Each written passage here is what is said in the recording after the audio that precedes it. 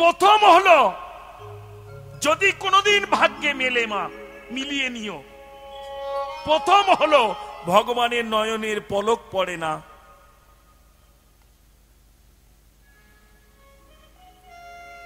ওই জন্য জগন্নাথ দেবের নয়নের পলক নেই, ভগবানের নয়নের পলক পড়বে না। যারা পুরীতে গেছেন দেখেছেন জগন্নাথের চোখ বড় বড়, পলক নেই, পাতা নেই, নয়নের পলক পড়বে না। দ্বিতীয় হলো ভগবানের ছায়া পড়বে না, কারণ যিনি দিব্যময় জ্যোতি তার পিছনে কোনোদিন ছায়া পড়ে মা? ছায়া কার পড়ে? যার নিজের ভিতরে অন্ধকার থাকে, বাইরে থেকে আলো মারলে অন্ধকারটা পিছনে চলে যায়। রাগ করিস না। হরি বল। হরে কৃষ্ণ মা। তৃতীয় হলো ভগবান কোনদিন এই ভূমে নামে না। আমাদের মতো পাপিষ্ঠদের নরাধমের চরণ ধুলো যেখানে পড়ে আছে, ভগবান তার উপরে চরণ দেবে এটা জীবনে ভাবছো কি করে? অনেকে বলে আমাদের বনবিবি দেবতা প্রত্যেক দিন এই পথে ছুটে যায় আসে ঘোড়ার উপরে, শুনি বলে যায়, এটা সত্য। এক সুতো শূন্যে থাকে, অর্থাৎ এক সুতো ওপর দিয়ে যায়, আমরা বুঝতে পারি না, মনে করি হাঁটে না। ওই জন্য বিগ্রহকে প্রতিষ্ঠা করতে গেলে শুদ্ধ করতে হয় মা, মাটিকে পবিত্র করতে হয়, তারপরে আসন দিতে হয়, তারপরে ভগবানকে। রাধে রাধে। তিনটে জিনিস মনে রাখবে, কারণ কখন কার দ্বারে আসবে আমি নিজেও জানি না, আসবে। অনাদি রাধি গোবিন্দ এক পলকের জন্য হলেও প্রত্যেক ভক্তের দ্বারে আসে মা, চেষ্টা করে দেখা দেওয়ার, কিন্তু আমাদের তো সেই নয়ন নই, হলো না, তাই আমরা দেখতে পেলাম না গো। রাধে রাধে। প্রথম হলো নয়নের পলক পড়ে না, দ্বিতীয় হলো ভগবানের ছায়া পড়ে না, তৃতীয় হলো ভগবান মৃত্তিকা উপরে নামে না, শূন্যে ভেসে থাকে। ওই জন্য ভগবানের চরণ চিহ্ন পাওয়া যায় না। একমাত্র রাসস্থলিতে যেখানে পবিত্র, এই অনেক ভজন গভীরের জায়গা। যাক, জয় রাধে, হরে কৃষ্ণ, হরি বল। এ নিয়ে গেলেন বাড়িতে, নিয়ে গিয়ে দুই স্বামী স্ত্রী বসেছেন। বলল বাবা কই? আর একজন বলল এই তো আমার স্ত্রী। বলল না, পুরুষ দুজন হতে হবে। তো বলল কার আর বলবো? তাহলে আমার বাড়ির পাশেও হাঁড়ি কড়া তৈরি করে, হাঁড়ি কলসি তৈরি করে, ওকে বলবো? বলে দেখ, এখন ওকে যেই বলেছে আপনারা নিচে রেখে দিন, উপরে নিয়ে কমিটি গোনা পড়া করে কত হয়েছে আমায় বলে দেবেন, আমি ওদের জানিয়ে দেবো। হ্যাঁ হ্যাঁ বাবা, তাড়াতাড়ি গুনে নিবি বাবা, কারণ ওরাও জানলে খুশি হবে যে আমরা এতটা দিতে পেরেছি। রাধে রাধে। সবারও আনন্দ হবে যে আমরা এতটা দিতে পেরেছি। দেখো, আহা হা, হরি বল, হরে কৃষ্ণ। অপরাধ নিও না। আহা হা, কি বলছিলাম গো? রাধে। আহ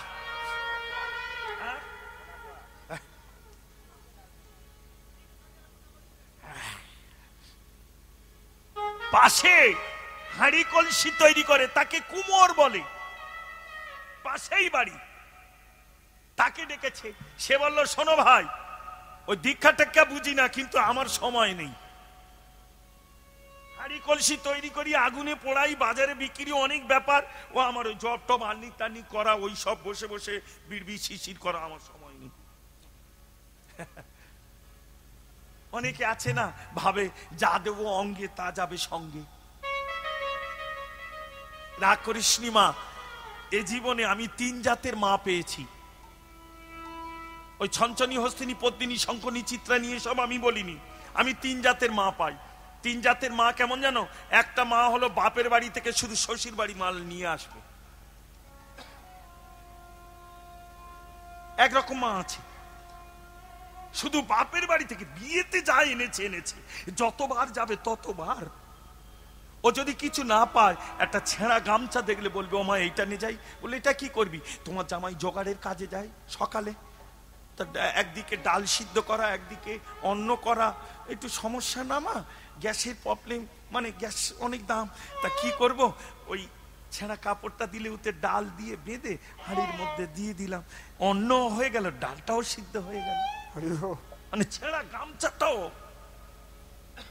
এক জাতের মা আছে, তাহলে বাপের বাড়ি থেকে শ্বশুর বাড়ি, আর এক জাতের মা আছে শ্বশুর বাড়ি থেকে বাপের বাড়ি। মানে ওই এলাকার যদি কারো পায় পিছন থেকে, এই পিসি এটা,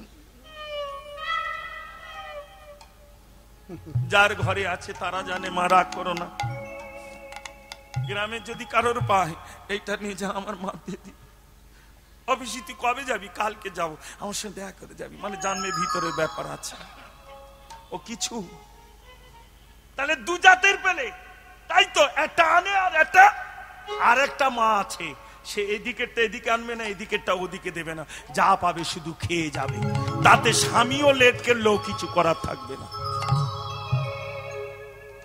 যদি 6টার ট্রেনে আসার জায়গায় ট্রেন বন্ধ হয়ে 9টা বেজে যায়, সে খেয়ে রেডি থাকে, ফোন করে কখন আসছো, কখন আসছো, কখন আসছো, তুমি তো জানো আমি খিদে সহ্য করতে পারেন না, কখন আসছো। স্বামী আর কি বলবে, ট্রেন লেট, তুমি খেয়ে নাও আমি যাচ্ছি। কারণ এখনকার দিনে তো উল্টো গতি, কিছু করার নেই। অন্ন নিয়ে বসে থাকে কজন সতী। রাগ করিস না মা, অপরাধ নিস না। জয় রাধে। এইবারে যে হাঁড়ি কলসি তৈরি করে সে তখন বললো আমি ওসব জব টপ কিছু। গুরুদেবের কাছে এসে, বাবা ও তো বলে, ওর কাছে ডাক, স্বয়ং ভগবান ওর কাছে ডেকে বলো, শোন তোর মন্ত্র জপ আননি কিচ্ছু করতে হবে না, তুই আমার একটা কথা শোন। বললো কি?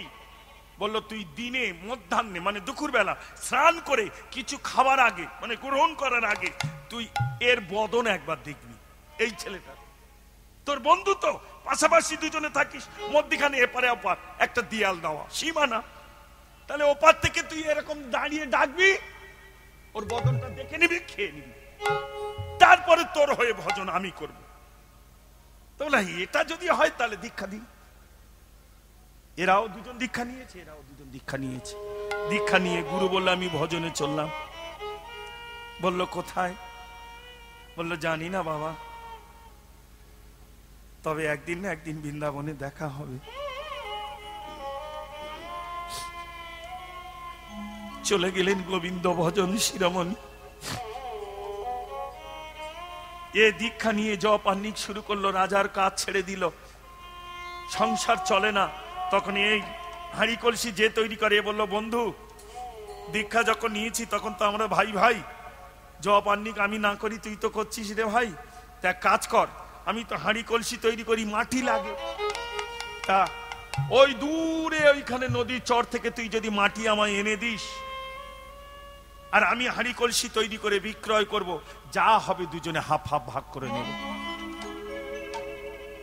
এরা বলল তবে তাই হোক। এ মাটি আনতে চলে যায়, আর ওই মাটি এনে এ হাঁড়ি কলসি তৈরি করে বিক্রয় করে। এখন এক জায়গায় থেকে মাটি তুলতে তুলতে অনেকটা গর্ত হয়ে গেছে, গহ্বর হয়েছে, গর্ত হয়েছে। একদিন মাটি তুলছে কোদাল দিয়ে মা, এখন ওই কোদালের আগাতে মানে একটা সোনার মেঠে উঠেছে, তার ভিতরে হিরে মুক্ত জহর। এখন ওই সোনার পাত্র দেখে এই চিন্তা করছে, গোবিন্দ এ তুমি কি দিলে, এখন আমি কি করি?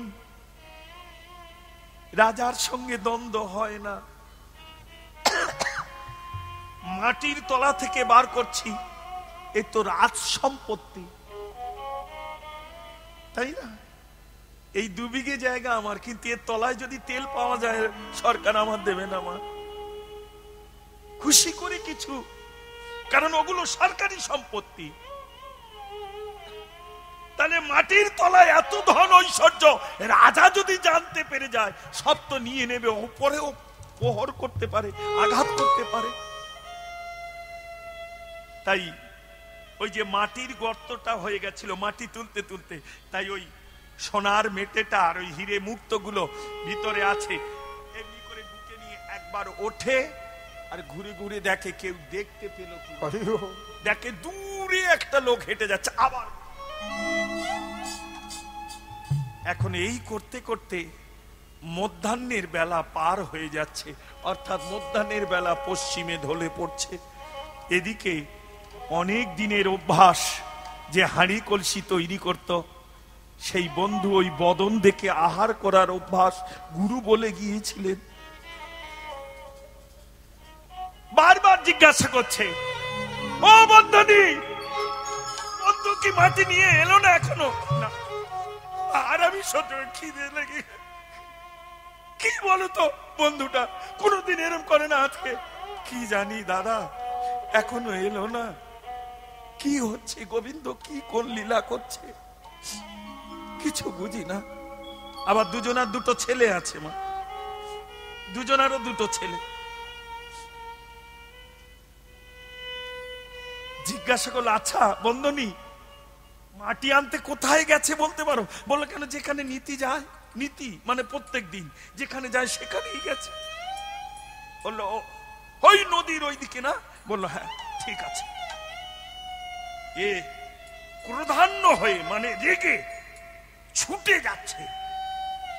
এখন ছুটতে ছুটতে মানে মাটি খোঁড়ার জায়গাটা ওই প্যান্ডেলের ওই মাথায় ওই গর্ত, আর এইখানে প্রায় চলে গেছে। আর ওইখান থেকে ওই গর্তের ভিতর থেকে ওই সোনার মেটেটার হিরে মুক্তটা এমনি করে নিয়ে আস্তে আস্তে উপরে উঠছে। যেই উঠেছে একটু উঠেছে আর এ তখন দেখতে পেয়েছে।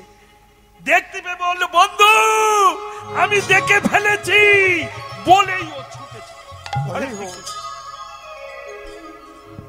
যেই ঘরের দিকে ছুটে চলে আসে কে?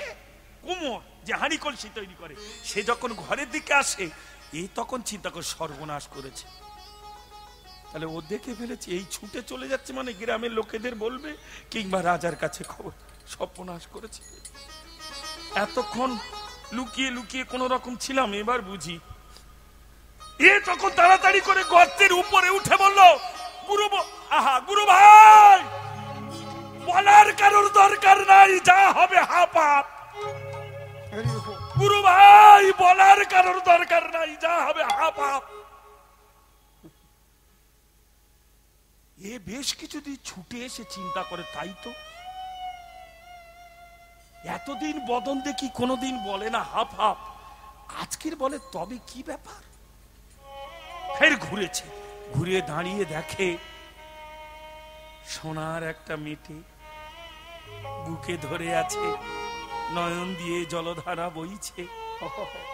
গুরু ভাই তুমি কাউকে বলো না, এই দেখো এই যত রত্ন আদি যা পেয়েছি আজ থেকে তোমার অর্ধেক আর আমার অর্ধেক। কুমোর তার কাছে ছুটে এলো, ছুটে এসে জড়িয়ে বুকে ধরলো, ধরে বলল, গুরু ভাই আমি এই ধন সম্পত্তির কথা চিন্তা করছি না, চিন্তা করছি গুরু বাক্যের কথা। যে গুরুদেব আমায় বীজ মন্ত্র দিতে চেয়েছিল, যে গুরুদেব আমার গোলকের ধন দিতে চেয়েছিল, যে গুরুদেব আমার ভজন সাধন করে চিত্তকে শুদ্ধি করতে চেয়েছিল, আমি সেটা গ্রহণ করিনি। কিন্তু গুরু বাক্য সামান্য মেনে নিত্য তোমার বদন দর্শন করেছি, তাতেই আমি এত ধন সম্পত্তির অর্ধেক অংশ লাভ করে গেলাম। আর যদি সেদিন গুরু বাক্য মেনে আমি যদি তোমার থেকে আরো বেশি করে জপ আর চিত্ত শুদ্ধি ভজন করতাম, তাহলে আমার কি মনে হয় জানো? বললো, কি মনে হয় বন্ধু? তোমার কাছে বলে যাই, যদি আমি গুরু বাক্য মেনে ভজন সাধনে করতে পারতাম, তাহলে এই সোনা না পেলেও আমি সোনার গো রঙ্গ পেতা, আমি সোনার গো রঙ্গ পেতা, আমি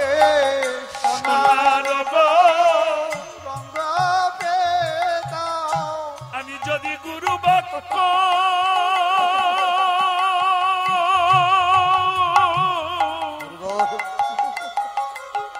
হিরে ধরিতা সোনার গৌরঙ্গ পেতা হরে গুরু বাক্য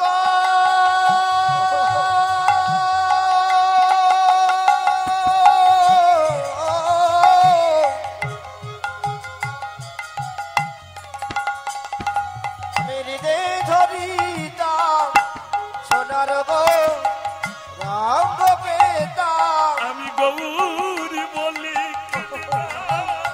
আমি সোনার গৌরঙ্গ পেতা আমি গৌর বলে বেড়াতা আমি গৌর বলে কেঁদে বেড়াতাম। সোনার গৌরঙ্গ পেতা সোনার গৌরঙ্গ পেতা সোনার গৌরঙ্গ পেতা দুই বন্ধু ফিরে এলো, ফিরে এসে সেই ধন ঐশ্বর্য ধীরে ধীরে বিক্রয় করে সুন্দর একটা মন্দির তৈরি করলো। দুই ছেলে আর দুই বউ দুজনে সব কাছে ডাকলো, ডেকে বললো, এই না জীবনে তো একদিন সংসার কর্ম থেকে আমারও বিদায় দেবে, তাই আগে থেকে আমাদের যা গচ্ছিত ধন আমরা তোমাদের দিয়ে দিলাম।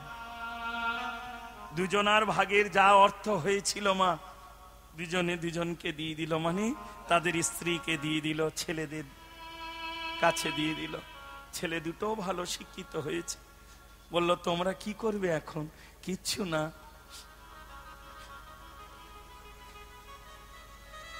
কটা বাড়িতে ভিক্ষা করে কিছু অর্থ দিয়ে একটা ভাগবত কিনলেন। ভাগবতটি বুকে নিয়ে নিত্য গিয়ে বন মাঝে এক বৃক্ষ তলে বসে বসে পাঠ করে। বন মাঝে বসে বসে পাঠ করেন।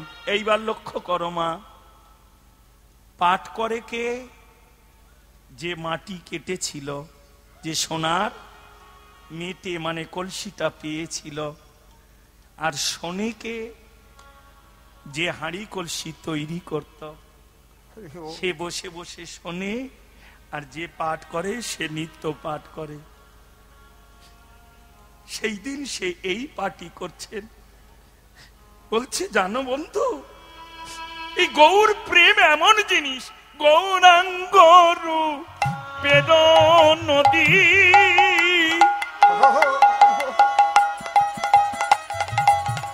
সে যে অমিয় পাথা হরি গৌরাঙ্গ রূপের নদী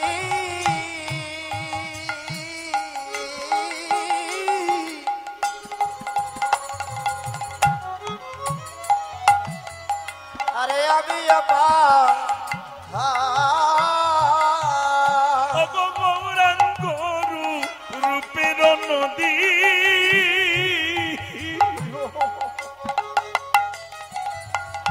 সে যে অমিয় পাথা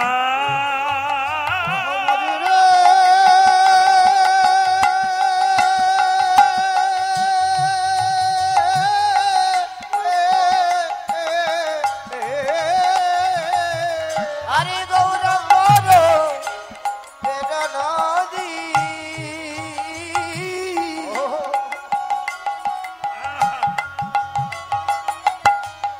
আমি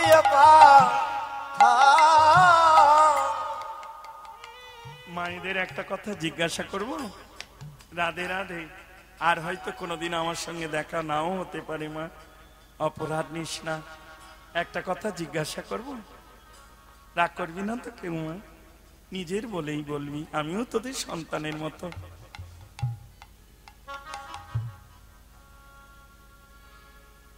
মায়েদের সব থেকে সুন্দর লাগে কখন বলতে পারিস? একা থাকলে সুন্দর লাগে না দুজন হলে সুন্দর লাগে?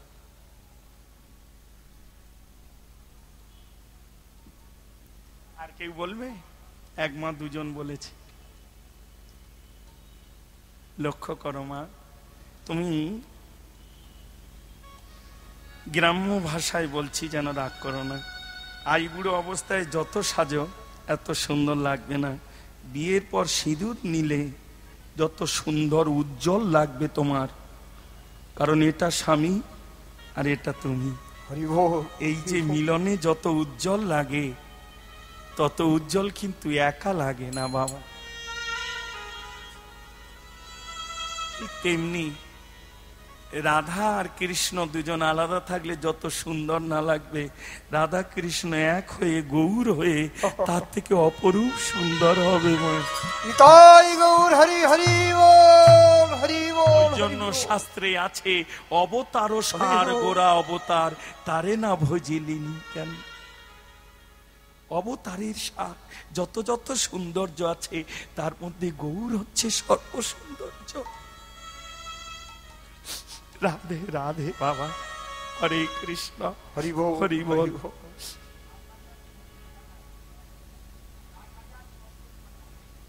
হরে কৃষ্ণ, হরি বল। একটা শুভ সংবাদ মা, সামান্য 3 টাকা বেলেটে আমি নেড়া হই রে। 3 টাকা বেলেটে আমি বুঝতে পারিনি 8,627 টাকা তোরা দিয়ে দিয়েছিস। যাক রাধারানী, তবে আবার যদি কোনোদিন আসি, আমি কথা দিচ্ছি সেই দিন 10,000 না হওয়া পর্যন্ত আমি ছেড়ে যাব না। হরি বল, হরি বল। এবছরটা ছেড়ে দিলাম, রাত অনেক হয়েছে, আর ঝামেলা করবো না। হ্যাঁ, কিন্তু সেদিন 10,000 যদি না হয়, আর যদি মনে করিস যে আর তোমার আসতে হবে না, তাহলে এই বছরে 10,000 পূরণ করে দে মা, টুকটুক করে ভিক্ষা করে দিয়ে যাস। আর যদি বলিস না বাবা তোদের আসতে হবে, তাহলে আর দিতে হবে না, বস। আসতে হবে তাহলে তো আর দিতে হবে না বাবা, আর কষ্ট দিও না। 8,000 টাকার এই দেখ মা, জীবনে কিছু না হোক, যদি ভক্তের সেবার জন্য একটু লবণও জোগাড় করে দিতে পারিস, জানবি গোবিন্দ তোর জন্য তাকিয়ে আছে মা। কারণ এই জীবনে 3টে জিনিস ভগবান খুব প্রিয়। যার নামের মধ্যে রুচি ভক্তি হয়ে যায় সে ভগবানের খুব প্রিয় হয়। নাম সবাই শোনে, কিন্তু সবার রুচি ভক্তি হয় না মা। নামের প্রতি যার রুচি ভক্তি জন্মে যায় সে ভগবানের খুব প্রিয় হয়। জীবের প্রতি যার দয়া হয়ে যায় সে ভগবানের খুব প্রিয় হয়। নামে রুচি, জীবে দয়া, আর শ্রেষ্ঠ ভজন হলো বৈষ্ণব সেবন। এই 3 সার বস্তু শুনো সনাতন।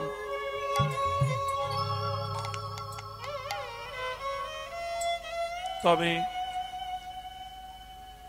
কমিটির বাবার কাছে আমি একটা নিবেদন রেখে যাব, যদি সম্ভব হয়, সবার সামনে বলা উচিত নয়, তবু বলছি, এই সব আসরে কীর্তন হয় না, কারণ এগুলো হচ্ছে যাত্রা থিয়েটারের মঞ্চ। কীর্তন হবে মাটিতে। তোমরা যাত্রা থিয়েটার এখানে করো, এর সামনে একটা বেড চাদর পেতে দেবে। আগের বছর আমি ওখানে দাঁড়িয়ে, কারণ ভক্তের সঙ্গে চরণে চরণ, অঙ্গে অঙ্গ, নয়ন নয়ন না হলে কৃষ্ণ প্রেম হারিয়ে যায় মা। এই যে তোমরা আমার নিচে বসে আছো, আমি যে অভিমানে উঠে গেছি, এতে কৃষ্ণ প্রেম ক্ষয় হয় মা। কৃষ্ণ প্রেম থাকে না। ওই জন্য আশ্রম মঠ মন্দিরে দেখবে নাট মঞ্চ করা থাকে, ভক্তরা যেখানে সেখানেই দাঁড়িয়ে কীর্তন হবে, অন্য কোথাও নয়। এটা হচ্ছে অভিমানের মঞ্চ, এখানে কৃষ্ণ প্রেম থাকবে না, হারিয়ে যায়। অন্য অন্য শিল্পীদের যা করো করবে, যদি আমাকে আবার আনো, এই সামনেই একটুখানি একটা বেড চাদর পেতে দেবে, দাঁড়িয়ে আমি কীর্তন করব। আমার যখন মনে অনুরাগ হবে আমি ভক্তের চরণ ধরিয়ে ধরব। এইটুকুই আমার বাসনা বাবা, কীর্তন এর থেকে আর কিছু নেই। হরে কৃষ্ণ।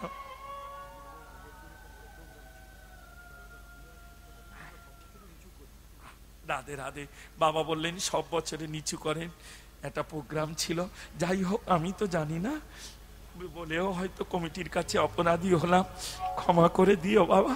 কারণ অনেক কিছু অনুষ্ঠান করতে গিয়ে, অনেক ভক্তের মান রাখতে গিয়ে, কারণ যত মত তত পথ, অনেক ভক্তের অনেক আবদার থাকতে পারে, তাই না, অনুনয় থাকতে পারে, বিনতিও করে অনেকে, যার জন্য এগুলো করতে হয়। কমিটি তো একা নয়, সবাইকে নিয়ে কমিটি, তাই সবার অনুরোধে এটা হোক। শুধু আমার সামনে একটা বেড চাদর, সামনের বছর যদি আসি, আর যদি না আসি তাহলে জয় রাধে। হরে কৃষ্ণ, নিতাই গৌর প্রেমানন্দে হরি হরি হরে কৃষ্ণ। গৌরাঙ্গ পি রীতি খানি সে যে অমিয় পাথা, গৌরাঙ্গ পে রীতি খানি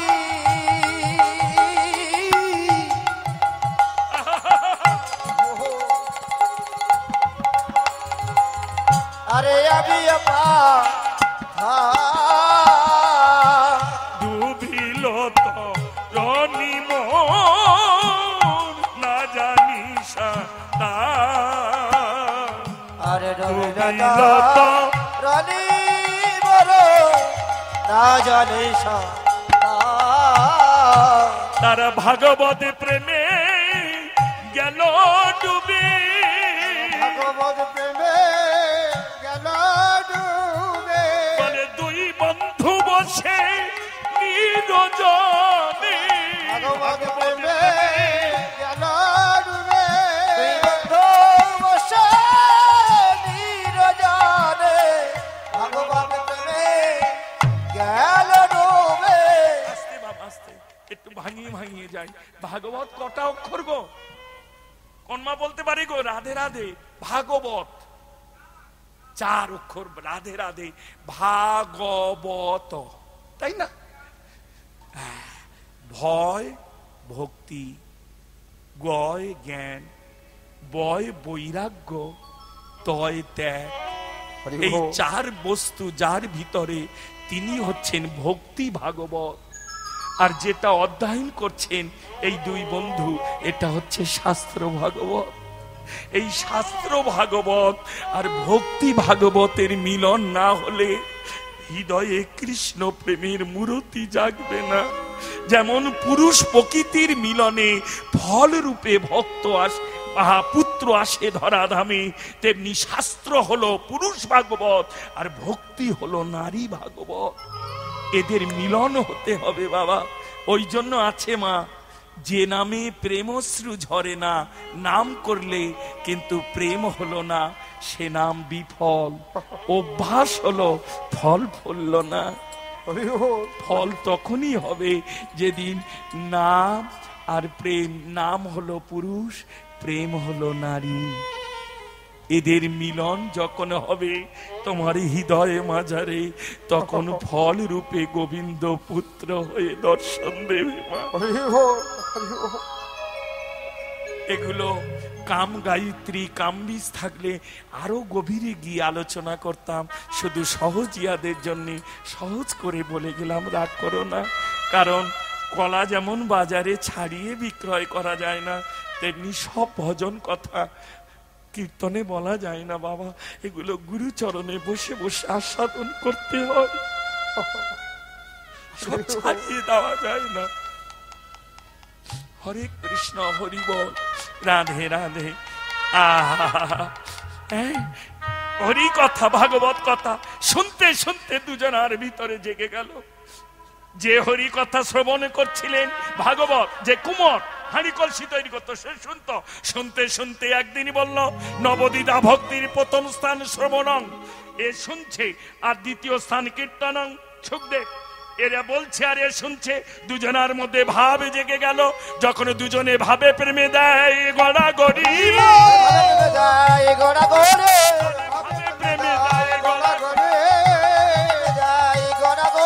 বলে দুজনে বলে হরি হরি, ভাবে প্রেমে দেয় গড়াগড়ি, হরি হরি, ভাবে প্রেমে দেয় গড়াগড়ি, ভাবে প্রেমে দেয় গড়াগড়ি, ভাবে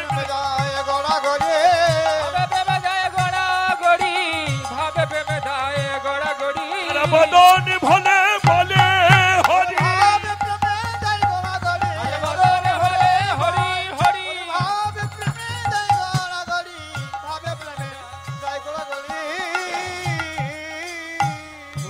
ধূসর হয়ে একদিন গৃহে ফিরলেন। ফিরে এসে দুজন স্ত্রীর কাছে কাঁদছে। ওগো কাঁদছো কেন বলো? দুজনেই বলল, বড় বাসনা মনে, কিছু যদি মনে না করো। বলল কি? বলল তোমরা তো সহধর্মিনী। বলল হ্যাঁ। তাহলে আমাদের একটু সহযোগিতা করবে কি বলো? আমরা দুই বন্ধু বৃন্দাবনে যাব। এই বিগ্রহ রইল আর দুই পুত্র রইল, এদেরকে তোমরা দেখো দুজনে, আর এই বিগ্রহকে নিত্য সেবা করবে, কথা দাও। দুই সহধর্মিনী বলল, কথা দিলাম স্বামী, জগৎ স্বামীর আরাধনায় তোমরা যাও, আমরা এখান থেকে বসে বসে জগৎ স্বামী চরণে কাঁদবো, যেন গোবিন্দ তোমাদের চরণ দেয়। দুই বন্ধু মিলে আর বিলম্ব না করে দুজনে আর করে ধরে ভাগবত বক্ষে নিয়ে তারা চলে মধুর বৃন্দাবন।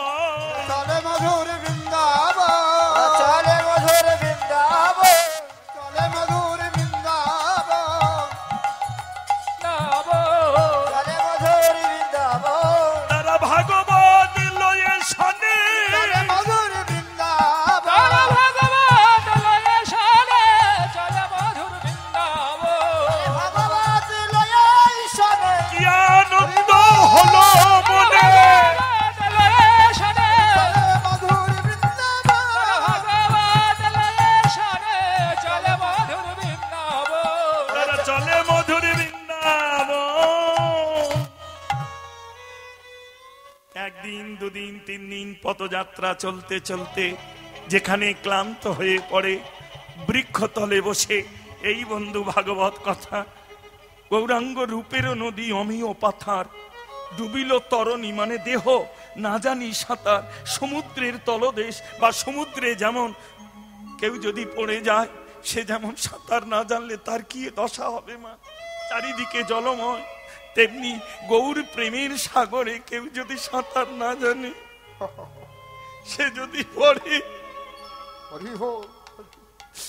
রাধে রাধে, তেমনি আমাদেরও দশা তাই, না জানি ভজন না জানি সাধন, এই গৌর প্রেম সাগরে আমরা ডুবে গেছি। দুই বন্ধু এমনি করে ভাগবত কথা বলতে বলতে, আর জীবনে কোনোদিন কারোর কাছে চাইতো না।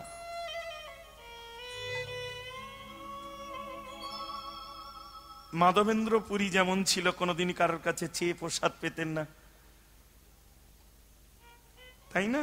পুরীতে গোবিন্দকে দর্শন করে ওই যে ভোগ লাগাতো, ক্ষীর ভোগ লাগাতো না, তা মনে মনে ভেবেছিল, গিরি গোবর্ধনে আমার যে গোবিন্দ আছে, যদি এই ক্ষীর একটু সেবা করে দেখতাম কেমন স্বাদ, তাহলে ওই রকম আমি ওখানে বানিয়ে সেবা দিতাম। এই যে বাসনা করেছিলেন মাধবেন্দ্র পুরী, তার জন্যে গোবিন্দ তার নিজের কাছার ভিতরে ক্ষীর লুকিয়ে রেখে দিয়েছিলেন। উড়িষ্যায় গেলে এখনো জানতে পারবেন, যার এক নাম হয়েছে ক্ষীরচোরা গোপীনাথ।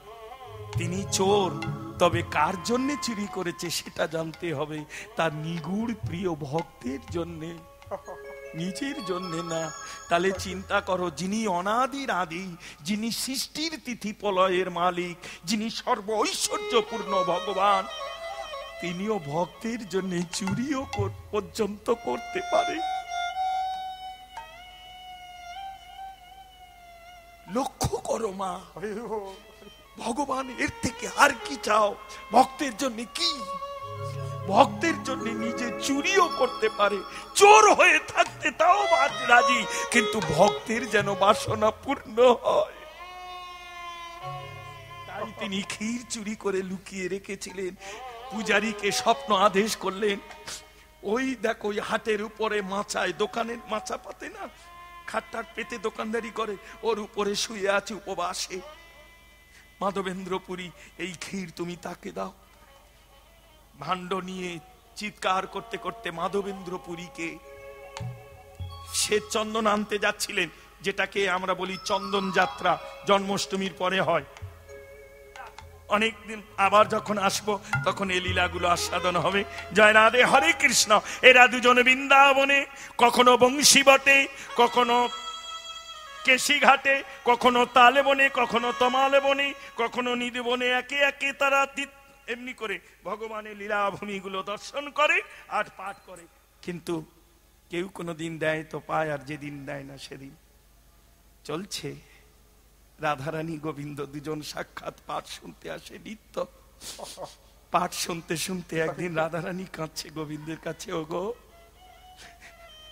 আমার যে বড় বাসনা, বলো প্রেমময়ী,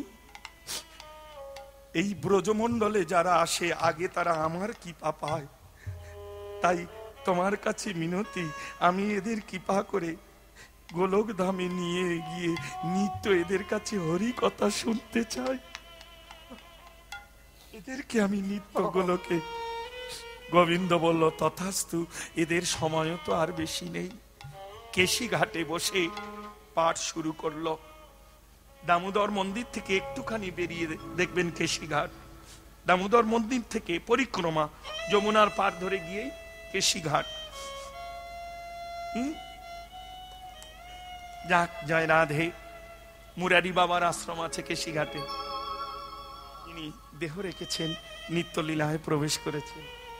যাক মা, রাধে রাধে। হরি বল, হরি বল। ওই কেশি ঘাটের ওখানে বসে হরি কথা পাঠ করছেন।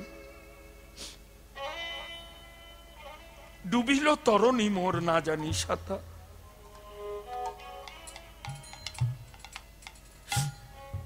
আমি ডুবে গেলাম রে, ডুবে গেলাম রে, ডুবে গেলাম রে, ডুবে গেলাম রে। ওই গৌরাঙ্গ প্রেম নদীতে আমি ডুবে গেলাম রে, গৌরাঙ্গ প্রেমের নদীতে আমি ডুবে গেলাম রে। গৌরাঙ্গ পীড়িতি খানি বড়ই বিষম, ওর গৌরাঙ্গ পীড়িতি খানি বড়ই বিষম। গৌরাঙ্গ পীড়িতি খানি বড়ই বিষম। গৌরাঙ্গ পীড়িতি খানি বড়ই বিষম। বাসু কহে নাই রহে কুলের ধর, রয়ে নাহি রয়ে কুলের ধর। সে বাঁচে না আর মরে না রে, যে বাঁচে নয়ার মরে না রে, বাঁচে নয়ার মরে না রে, বাঁচে নয়ার মরে না রে, বাঁচে নয়ার মরে না রে, বাঁচে নয়ার মরে না রে, বাঁচে না আর মরে না রে। বাঁচে নয়ার মরে না রে। বলে যে জন গৌর প্রীতি করে, বাঁচে নয়ার মরে না রে, বলে যে জন গৌর প্রীতি করে, বাঁচে নয়ার মরে না রে, বলে যে জন গৌর প্রীতি করে, বাঁচে নয়ার মরে না রে, বলে যে জন গৌর প্রীতি করে, বাঁচে নয়ার মরে না রে, বলে সদাই প্রেমী ডুবে রয়ে, বাঁচে নয়ার মরে না রে, সদাই প্রেমে ডুবে রহে, বাঁচে নয়ার মরে না রে। বাসু কহে নাই রহে কুলের ধর, বাসু করে নাহি রয়ে কুলের ঘর। পাঠ করছেন। এমন সময় রাধারানীর করুণা হয়ে গেল। গোবিন্দ বলল আর নয়, লীলা সংবরণ করতে হবে। আস্তে আস্তে যিনি হরি কথা শুনছিলেন, ভাগবত কথা শুনতেন সর্বক্ষণ বসে বসে, কে সে? কোমর, যে হাঁড়ি কলসি তৈরি করত, সে তখন বলছে বন্ধু, ও বন্ধু, আর মনে হচ্ছে আমার সময় নেই বন্ধু, এবার বুঝি আমায় যেতে হয়। বন্ধু,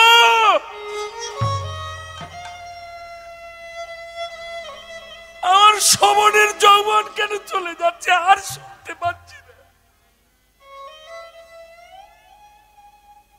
বন্ধু, আমার নয়নের যৌবন আস্তে আস্তে চলে যাচ্ছে অন্ধকার। ও বন্ধু তুমি কই? বন্ধু ভাগবতটা একবার আমার বুকে দাও না বন্ধু। গ্রন্থরূপী ভগবান, শাস্ত্রে আছে তার বর্ণন। কারোর গৃহে যদি ভাগবত থাকে, তার উপরে জল তুলসী দিলে গোবিন্দ চরণে পৌঁছে যায়। ভাগবতের প্রত্যেকটা পাতায় গোবিন্দের দেহের ছাই মিশ্রিত করা আছে।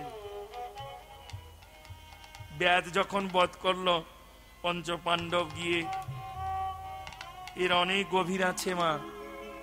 কৃষ্ণের দেহ সৎকাজ করতে চেয়েছিলেন, দেহটা পুড়ে গিয়েছিল, কিন্তু হৃৎপিণ্ডটা পড়েনি। উপায় স্বপ্ন আদেশ হলো নিম গাছের গায়ে বেঁধে গঙ্গায় ভাসিয়ে দিতে। এই কাঠ ভাসতে ভাসতে পুরীতে এসেছিল, সেই কাঠ থেকেই স্বপ্নাদেশ করেছিল, সেই কাঠ থেকেই জগন্নাথ সুভদ্রা বলরামের মূর্তি তৈরি হয়। আবার যদি কোনোদিন আসি আস্বাদন হবে। এই বন্ধু ভাগবতকে ধরে আস্তে আস্তে ঢলে পড়ল। যেই কেশিঘাটে লুটিয়ে পড়লেন, যে বন্ধু পাঠ করত, যে মাটি কেটে আনতো, সে বন্ধু বলল, বন্ধু তুমি আমায় ছেড়ে চলে যাচ্ছ বন্ধু? না না, ওই গোবিন্দ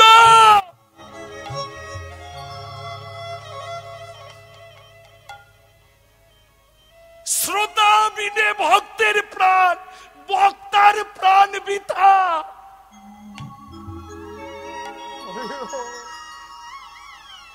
জগতে যদি মূল্যবান হয়ে থাকে সে হলো শ্রোতা, বক্তা মূল্য নয়। যে ভাগবত কথা শুনত, সর্বক্ষণ নয়নের জলে যে ভেসে থাকত, সেই বন্ধু যখন চলে যাচ্ছে, গোবিন্দ এবার আমায় তুমি। দুই বন্ধু একসঙ্গেই পড়লেন, দুজনার মাঝখানে ভাগবত দেহ রাখলেন। দুজনেই কেশিঘাটে পড়ে রইলেন, মধ্যিখানে পড়ে আছে ভাগবত। ব্রজবাসীরা তারা দর্শন করলেন, তাই তো দুই বৈষ্ণব দেহ রেখেছে, কিন্তু এখন এদের কি করি? কয়েকজন ব্রজবাসী ভক্তরা মিলে বলল, এক কাজ করো, এদের যমুনার জলে ভাসিয়ে দেওয়া হোক। আর এই ভাগবত মূল্যধন, গোবিন্দের স্বরূপ, এই দামোদর মন্দিরের পাশে ছোট্ট কুঞ্জ করে, দেখবে ওই আশ্রমটা ছোট্ট মা, বেশি বড় নয়, ভাগবত আশ্রম লেখা আছে ওখানে। একদম দামোদর মন্দিরে ঢুকতে গিয়ে বাঁহাতে, ডান হাতে পড়বে, সরি অপরাধ হয়ে গেছে, বাঁহাতে নয় ডান হাতে। এই প্রবেশ করছেন দামোদর মন্দিরে, ডান হাতে ছোট্ট দেখবে ভাগবত। সেই মন্দিরে ওইখানে আশ্রম করে, ছোট্ট আশ্রম করে ওই ভাগবত গ্রন্থকে রাখলো। আর এই দুই বন্ধুকে ব্রজবাসীরা জলে ভাসিয়ে দিল। কিন্তু আশ্চর্যের বিষয় হলো, যেই জলে দিলেন, একটা দেহ জলের তলায় চলে গেল, আর একটা দেহ জলের উপরে ভেসে রইল। ব্রজবাসীরা দেখে আশ্চর্য, একই মানুষ, একই রূপ, একই দেহ, একই আহার, একই পথ, একই আচরণ, একই হরি কথা, কিন্তু একজন জলের তলায় আর একজন উপরে ভেসে। এ কোন লীলা গোবিন্দ? এ কি খেলা তোমার? ব্রজবাসীরা বলল, বিশ্ব ব্রহ্মাণ্ডের পিতা, তুমি জানো সব লীলা। হে ব্রজেশ্বর, হে ব্রজনা, তুমি জানো এর লীলার মাহাত্ম্য কি, আমরা তো জানতে পারলাম। তারা চলে গেল গৃহে। এদিকে এই কুমোর আর মাটি কাটা লোকের দুজনার ছেলে বাবাদের আসতে বিলম্ব হচ্ছে জেনে এরা গেছে বৃন্দাবনে। বৃন্দাবনে খুঁজছে, চারিদিকে খোঁজ খবর করছে। কেউ বলে অমুক দিন তালবনে দেখেছি অমন অমন লোক তোমরা যাদের বলছো। কেউ বললো অমুক দিন আমরা বংশী বটে দেখেছি, কেউ বললো অমুক দিন নিধু বনে দেখেছি। এমন এমন করে ভক্তদের বদনে শ্রবণ করতে করতে ওরা কেশি ঘাটে গিয়ে পৌঁছালো। ব্রজবাসীরা বলল হ্যাঁ এখানেই তারা দেহ রেখেছেন। কিন্তু আশ্চর্যের বিষয় দেখো, 7 দিন হয়ে গেছে দেহটা জলে দিয়েছি, একই জায়গায় রয়ে গেছে, কিন্তু দুটো দেহ গলে গেছে। কেমন চর্ম আস্তে আস্তে গলে গেছে, ফুলে গিয়ে তো গলে যাচ্ছে। এখন যে দেহটা দেখা যাচ্ছে জলের উপরে ভাসে, দুই বাপের 2 ছেলে, এ বললো ওইটা আমার বাবা। যা পাই তাই ভালো, না পাওয়ার থেকে যা পাই তাই ভালো। যেটা পেয়েছি ওই হাড়গোড় মাংস যতটুকু আছে ওটাই আমার বাবা। তাড়াতাড়ি করে ওইটা তুলে এনেছে। আর দুজনে মিলে ধরে এবার ব্রজবাসীরা বলছে ওরে তোমরা ঝগড়া করো না, হিংসা নিন্দা বিবর্জিত স্থান হলো বৃন্দাবন। হিংসা নিন্দা বিবর্জিত স্থান হলো বৃন্দাবন। যেখানে হিংসা কলহ নিন্দা থাকবে সে কমিটি বেশি দিন থাকবে না। বাবা রাগ করো না, অপরাধ নিও না বাবা, চরণ ধরে বলে গেলাম। কারণ জীবনে এইটুকু বয়সে অনেক কিছু তো দেখছি বাবা, তাই রাগ করো না কে। হরে কৃষ্ণ, হরি বল। ভুল অনেকের হবে মা, স্বয়ং ভগবানেরও ভুল হয়ে যায়, আর আমরা তো মানব। যাক জয় রাধে। ওরে ওই সোজা আর একটা আছে, তোরা জলের ভিতরে ডুব দিয়ে নেমে দেখ। তাড়াতাড়ি করে ওরা নামলো, নেমে গিয়ে দেখলো ওখানেও একটা দেহ, কিন্তু ওই পচিত গলিত দেহ। তাড়াতাড়ি করে 2টো দেহ উপরে তুললো, কিন্তু চিনতে পারছে না কোনটা কার বাবা। লক্ষ্য করো বাবা, কোনটা কার বাবা, কে হাঁড়ি কলসি তৈরি করতো আর কে মাটি কেটে আনতো, এইটাই চিনতে পারছে না দুজনার ছেলে। কখনো বলে ওইটা আমার বাবা, আবার কখনো বলে এইটা আমার বাবা। এই নিয়ে দ্বন্দ্ব শুরু হয়ে গেল দুজনার। ব্রজবাসীরা তাদেরকে সান্ত্বনা দিচ্ছে, তারাও বা বলবে কি করে কার কোনটা বাবা। এমন সময় এক সাধু বৈষ্ণব আসছেন ওই পথে, এসে দাঁড়ালো। বাবা, বৃন্দাবন হিংসা নিন্দা বিবর্জিত স্থান, এখানে কোনোদিন কলহ হয় না, কিসের ঝগড়া তোমাদের বলো? বলল সাধু বাবা, আমাদের বাবা কার কোনটা আমরা ঠিক করতে পারছি না। ও আচ্ছা, তোমার বাবা কি করত? একে জিজ্ঞাসা করছে তোমার বাবা কি করত? বলল হাঁড়ি কলসি তৈরি করত। ওটা তো বাড়িতে করত। হ্যাঁ। এইখানে বৃন্দাবনে আসার সময় কি করত? বলল শুধু বসে বসে হরি কথা ভাগবত কথা শুনতো। বলল আচ্ছা, তোমার বাবা? বলল আমার বাবা হরি কথা বলতো। বলল আচ্ছা, তাহলে এবার বলো জলে ভেসে আছে কোনটা? বলল এইটা। আর ডুবে ছিল কোনটা? তাহলে এইটা। বলল হ্যাঁ। তাহলে শোনো, তোমার বাবা শুনতো? বলল হ্যাঁ। বলল যেটা জলে ডুবে ছিল ওইটা তোমার বাবা। কি করে বললেন সাধু বাবা? বলল শোনো, তোমার বাবা ভাগবত কথা বলতো, রসকে গভীর থেকে নিয়ে এসে রসকে উদ্গার করে দিত। ভাগবত নলি দিয়া পরে রসের বিব্ব চুয়াইয়া এই রসকে উদ্গার করে এনে দিত। আর তোমার বাবা বসে বসে রসিক মাতালে করে পান, ওই বসে বসে পান করত। কৃষ্ণ নামে রস পান করে এত ভার হয়েছে যে কৃষ্ণ প্রেম সাগরেই ডুবে গেছে। জয় গৌর হরি হরি বল, হরি বল, হরি বল। আর তোমার বাবা বলতো বলে ওই রসকে উদ্গার করতে বলে হালকা হয়েছে, তাই ভেসে আছে। বৈষ্ণব মহাজন এই সিদ্ধান্ত দিল, মা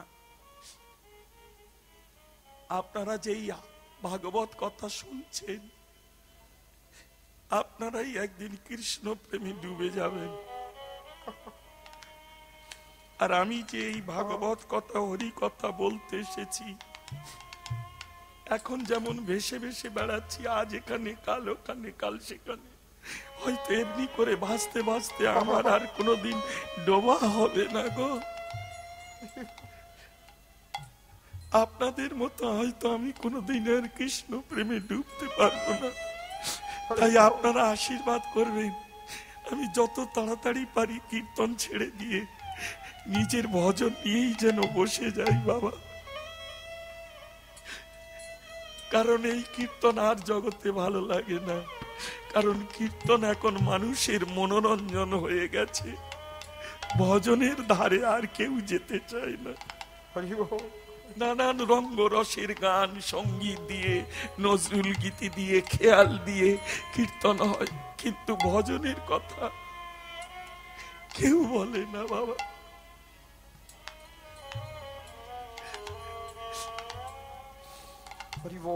দুই ছেলে দুই বাবাকে নিয়ে সমাধি করলেন। দামোদর মন্দিরের সোজা এপারে এসে দেখবেন শ্যামানন্দ প্রভু, যার নপুর তিলক, তার সমাধি আছে।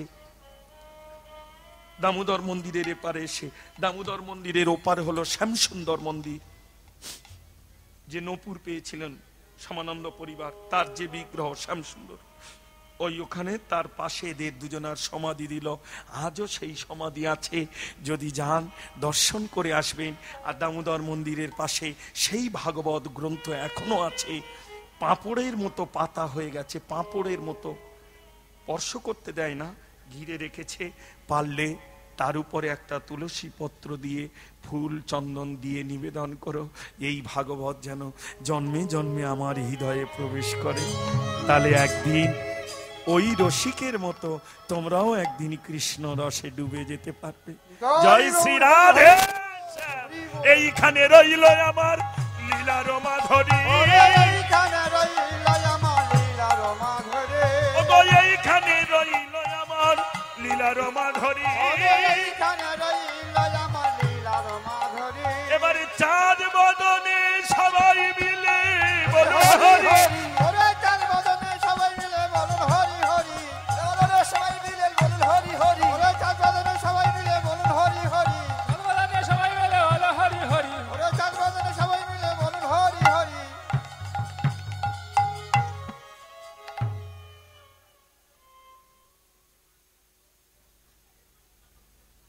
নাম জানি না আমি, নাম বলা যাবে না। ইউটিউব হচ্ছে, রাগ করো না বাবা, রাধে রাধে। ইউটিউব হচ্ছে বলে নাম বললাম না, কারণ এই মালগুলো শুনে নিয়ে আবার অনেক তো নিয়ে ডেলিভারি দেবো, ওই জন্য নাম বললাম না। রাধে রাধে। শ্যামের বামে, শ্যামের বামে, শ্যামের বামে দাঁড়াইল নবীন কিশোরী রে, নবীন কিশোরী।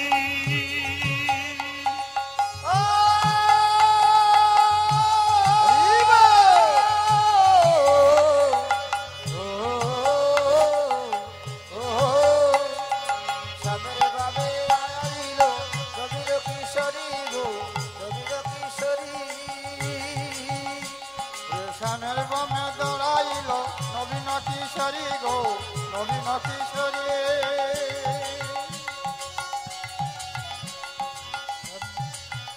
ওগো শ্যামের বামে দাঁড়ায় এলো নবীন কিশোরী গো, নবীন কিশোরী। ছবি বলে হে সারি, দেখবি যদি আই রে, দেখবি যদি ওগো আই। সুখ বলে আগো সারি,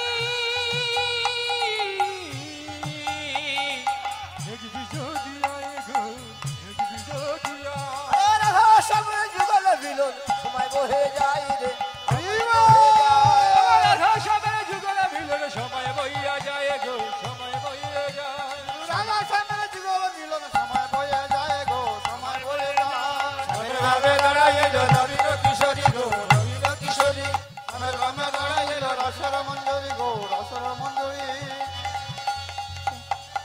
হরে কৃষ্ণ। সবার চরণে নিবেদন, জীবনে সর্বোত্তম ভজন, সর্বশ্রেষ্ঠ ভজন গাইতে গাইতে সবাই গৃহে যাই। আমিও যাব মা। হয়তো কে বলতে পারে এই হয়তো আমাদের শেষ যাওয়া, আর আশা হবে কিনা কেউ জানি না বাবা।